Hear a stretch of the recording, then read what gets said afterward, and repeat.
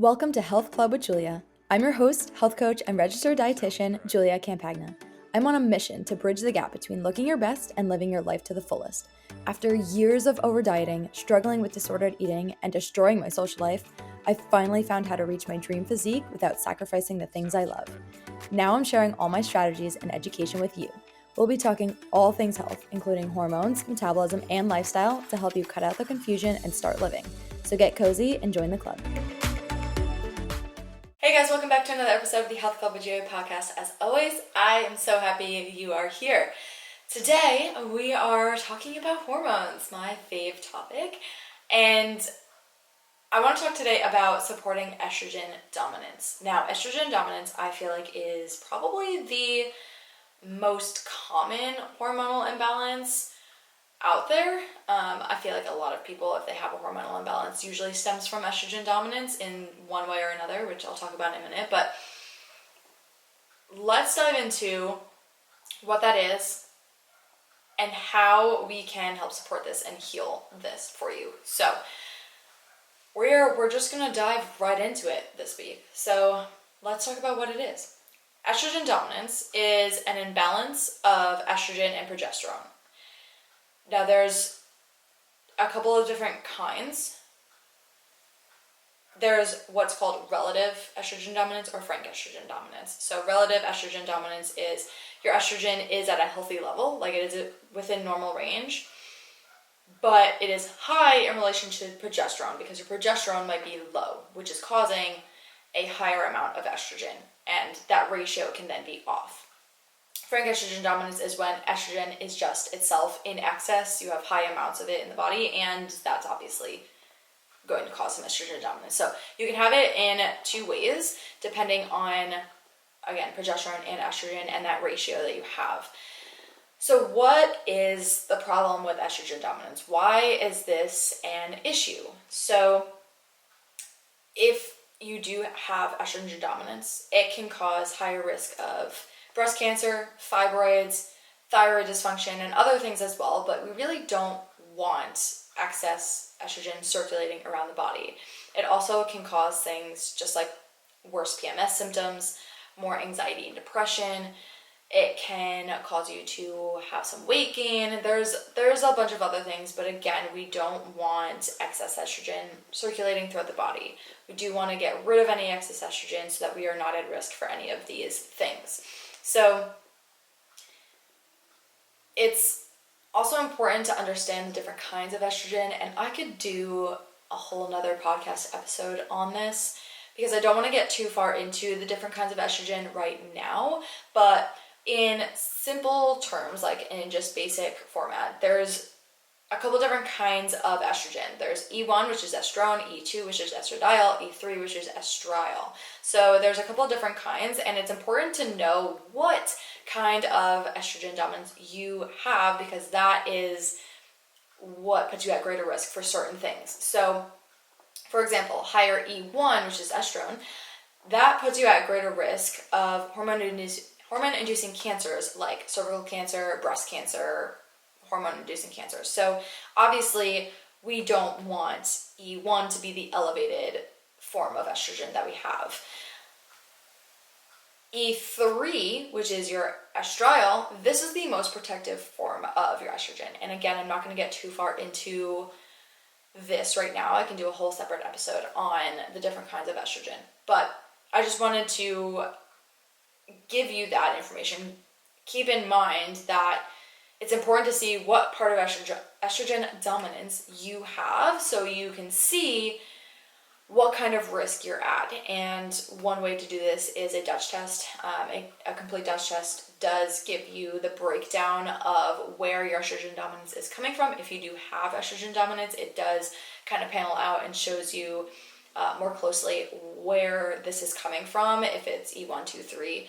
So that can be super beneficial. So again, if you do have signs, symptoms, or want to get tested for estrogen dominance, or potentially know that you haven't done a Dutch test, I would definitely recommend a Dutch test because of that fact, that it does help navigate and tell you which one you're coming from.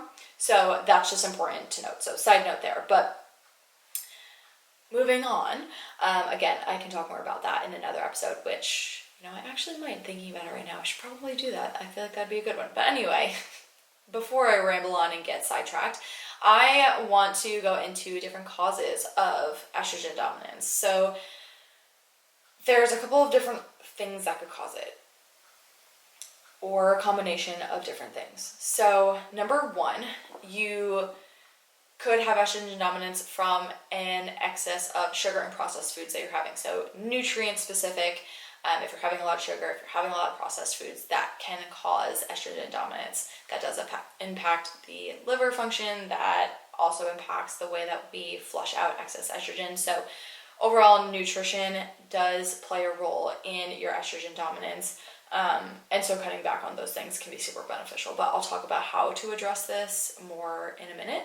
But that's cause number one. Another cause could be chronic stress. And I think I said this last podcast episode, but I talk about stress pretty much in every single podcast episode. But again, this goes to reiterate how important stress management is, because chronic stress, I can't say the word stress. Chronic stress can cause estrogen dominance as well.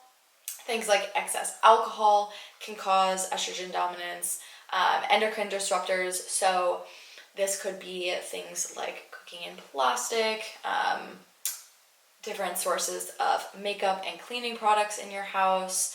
These can all be endocrine disruptors, pots and pans that you're using.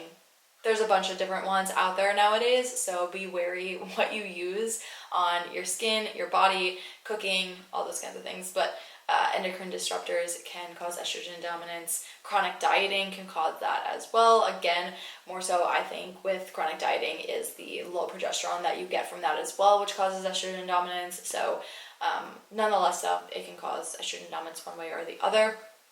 Poor liver function. So our liver is basically our natural detoxifier in the body. And if you are interested in learning more about natural detoxification in the body, go back and listen to episode, off the top of my head, I'm not sure what number it is, but it's one of my more previous ones.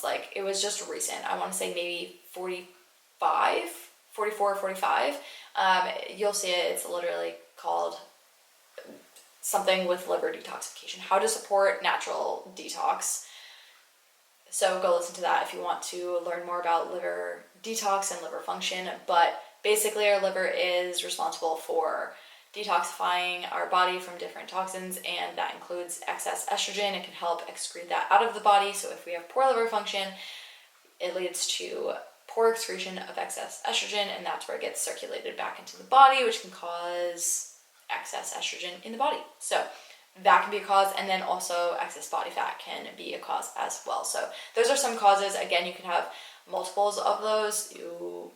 So check in with all of those things, see if anything's off, if you need to improve any of those areas, but those are all causes. Now, how do we know if we have estrogen dominance? Number one is obviously getting tested, getting labs done. I always suggest for anybody, literally even if you're not a client of mine, and just for overall health purposes, get routine labs done, please. At minimum every year, you should be getting overall labs done just to check what's going on in your body.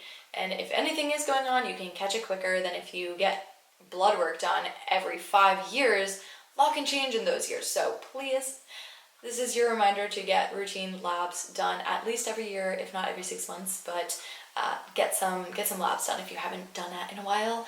I'm actually going to own up to that because I haven't done mine in a pretty decent amount of time. It's probably been 2 years for me, so I gotta go do that. But I would suggest getting routine labs done. That's going to be number one. But other signs and symptoms that you can experience that might tell you if you might have it or not is the list I'm going to give you. Now, if you have one of these things, it can be something else. It doesn't mean that you have estrogen dominance, but if you have 3 or more from this list, you are more likely to have it, and then I would definitely go get testing for this. But some signs and symptoms. Number one, irregular, heavy, painful periods. When your periods are not easy breezy and they're just all over the place, that can definitely be a sign of estrogen dominance. So if you are in immense pain with your periods, if they're super, super heavy, if you are excreting more than 80 milliliters of blood each cycle, not every day, I mean an entire cycle. If you're excreting more than that, that is considered heavy. So if that is you, that could be a cause or a sign, symptom of estrogen dominance. And also if they're irregular, if you have missing periods, if they're late, early, spotting in between, if you just have irregular periods in general, it could be a cause. Or, I don't know why I keep saying cause. It could be a sign that you have it. Second thing, breast swelling. So this is a common sign. If you get really swollen, tender breasts, especially leading up to your period, that could be a sign. If you have severe headaches or migraines surrounding your period, that would be another sign. Weight gain, mood swings, going from like super happy to super sad. And if you're crying over like the silliest little thing all the time, especially again surrounding your period, that could be a sign. Having higher anxiety or depression, or if you have difficulty falling asleep, staying asleep, if your sleep quality is just really poor overall, that can also be a sign. So those are a few. I'm sure there's more out there as well that I am just not thinking of or listing. But if you have 3 or more, definitely go get tested for it. If you only have one of those things, again, it could just be something else or maybe a random symptom that you're feeling, but check off how many you have, and if you got a lot going on with that list, I would suggest next steps being getting tested, specifically a Dutch test if you can get that. But those are some signs and symptoms to see if you potentially have it. Now, let's say that you have it, or you think that you have it. How do we go about addressing this and managing it so that we can help heal and recover from this excess estrogen that we have? Now, side note, if you go and talk to your doctor about this, if you go and talk to your gyno about this, odds are they'll probably say, hey, take this pill, birth control, because magically not all, but a lot of doctors, gynos think that any like period related or hormone related issue, birth control is going to be the thing that cures that. Again, I've said this before, I will say it again, and I will repeat this until the end of time. Birth control is not a treatment for any hormonal or period issues that you're experiencing. It is specifically a band-aid. It's just slap that band-aid on your issues and it covers it up temporarily. It will not get to the root issue. It will not totally fix the issue. It might fix it while you're on it, but again, that's temporary. When you do come off of that again, you might experience those same symptoms, worse symptoms. It could be clear, depending on how you prep your body coming off of it, but it is not a treatment. And if you want to fully treat the issue that you have, figure out other ways to manage that without just simply saying, yes, let me take the birth control. Now, again, if you're like, yeah, I do want to do that, that's easy and effective for me right now, by all means do so. Again, I'm not here to sway you one way or another I'm not saying don't take it if you don't want to. If you want to, by all means, feel free. You do you, girl. I support you. But I want to talk about different ways that you can support and help heal your body without having to go on the pill. Because again, if you really want to get to the root issue and treat what's going on, birth control is not going to do that. It's going to be a temporary fix for you. So, a couple things that you want to focus on with supporting and healing your estrogen dominance. So, number one thing, which I already talked about, get labs done. Whether that's serum labs or Dutch tests, get labs done, see what's going on, see what levels you are at as a starting point. You really want more data to support the protocols and things that you need to do to help you heal. So that's number one. Get labs done first, get deeper on what's going on with you specifically, and that will help you understand what you need to do in order to heal. So number one, get labs done. Number two, show your liver some support. Support your natural detoxifying systems in the body. Again, I have a whole episode on this. I believe, again, it's episode 45. So go back, listen to that episode if you want more in-depth discussion on supporting your liver and supporting natural detox. But this is going to be a really, really important part with helping to support and heal your estrogen dominance is making sure that our natural detoxifying pathway is working properly. So show your liver some support. You can do this by eating enough protein during your day, increasing your fiber intake. Again, we want to poop daily.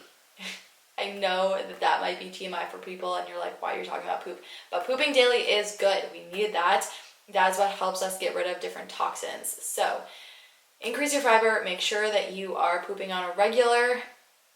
Another way to help support your liver is adopting more of an anti-inflammatory diet, so less processed foods, more whole food diet, protein, fruits and vegetables, whole grains, healthy fats, all the things for a healthy diet. Eat more cruciferous vegetables. This also can greatly help as well.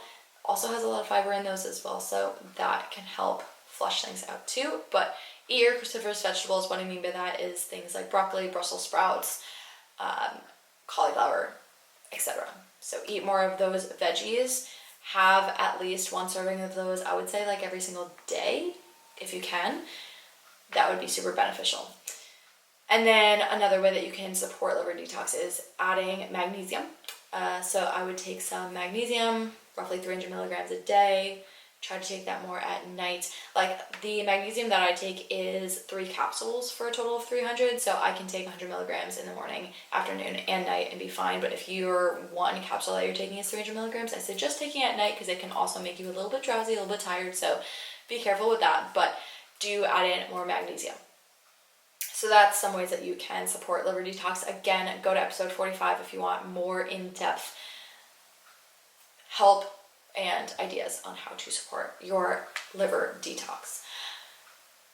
Next thing I would suggest is focus on your gut health. So your gut is crucial. For more than just not feeling bloated, your gut health is super, super important. One, it does help with detoxifying and flushing things out, so aka pooping daily. Again, I'm going to talk about it. But if you have good gut health, you're most likely pooping every single day. Like, you need to be doing that. But your gut is connected. There's connected deeply to your hormones and your hormone health. So make sure you're doing that. So increase your fiber intake. Increase your water intake. You want roughly like half, 0.5, so like half to 1 ounce of water per pound of body weight. So for example, let me do quick math here actually. Let me grab my phone because I can't do quick math in my head. But let's say you are, I don't know, what's a good number? 150 pounds. Yeah, we'll do 150 pounds. So that would mean that you need,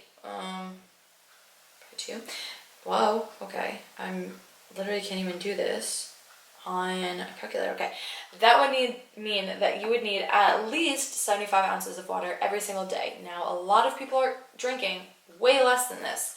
So grab your Stanley cup, if you use Stanley or whatever kind of cup you use, refill that bad boy. Try to aim for 0.5 to 1 ounce of water per pound of body weight. Another way that you can help with gut health is daily movement. And again, not overtraining, but just moving daily, whether that is a gym session or going for walks or just doing chores and moving more naturally throughout the day. Get some more movement in throughout your day. You can take probiotics, prebiotics, make sure you have prebiotics and probiotics in your food. Take a supplement if you need it. And then also making sure that you have balanced meals. Again, making sure most of your food and meal comes from whole food sources, less processed foods. But balanced meals, meaning you're having a protein, carb, fat source at every meal along with a micronutrient, whether that's fruit or a vegetable. And that is kind of the basis of your plate. But you're eating enough, you are eating well, nutrient-dense foods, making sure that your diet is on par with balance and health. And then also focus on stress management. I've discussed this plenty of times, but making sure that you are regulating your nervous system, going through stress management. Stress can impact not only hormones, but also your gut health. So again, I just talked about how gut health is important for your hormones, and stress can impact that. So stress impacts more than one thing in your body. Make sure that you are regulating your nervous system as much as possible on a daily basis. Honestly, doing belly breaths or box breathing, reading, going for walks, doing some yoga, meditation, whatever it is that you love to do that helps you de-stress, release tension from your day, do that and do it every single day. So make sure you're working on stress management. And the last thing I want to say is getting enough sleep. Again, I've talked about this in the past too, but this not only impacts your hormones, it impacts your gut health, it impacts recovery, it impacts so much.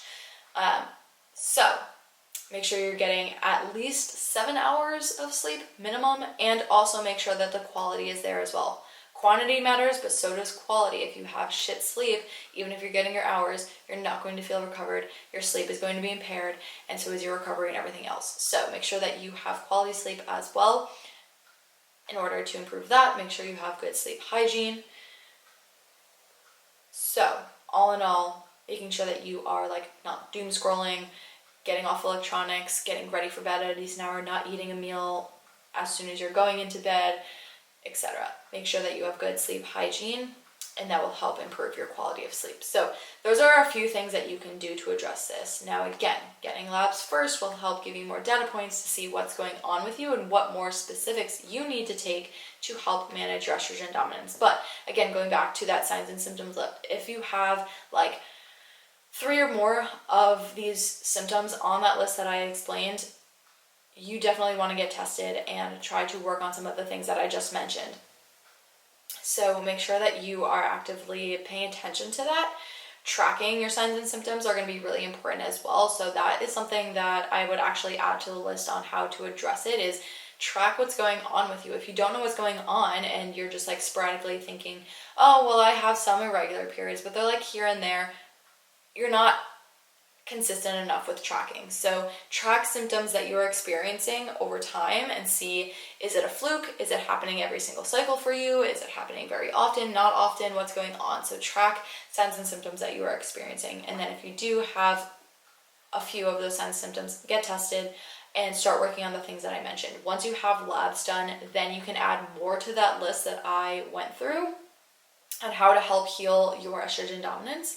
But these are some starting points for you to use if you do feel like you have it. So those are some takeaways for you. Again, if you're experiencing those signs and symptoms, start working on the things that I mentioned. If you need help with this, if you have questions on this, if you're oh my God, I do have some of those signs and symptoms, I need help, where do I start, what do I do? DM me. My DMs are always open for you. I am very happy to talk about this with you. If you need to talk about it with somebody, I will be more than happy to help you out with this and give you some more guidance on next steps for you and what you should be doing from here. So let me know if you need extra help on this, but these are some things that you can actively start doing today if you feel like you have a decent amount of those signs and symptoms to help start your healing process with estrogen dominance. So that is everything. Let me know if you need any help. Let me know if you have any questions, but that is all for today, and I'll see you guys next episode. Thank you so much for listening to another episode of the Health Club with Julia podcast. If you loved the episode, share the podcast and tag me, and subscribe so you don't miss any further episodes. If you have any questions, feel free to send me a DM. Thanks for being a part of the club. See you next time.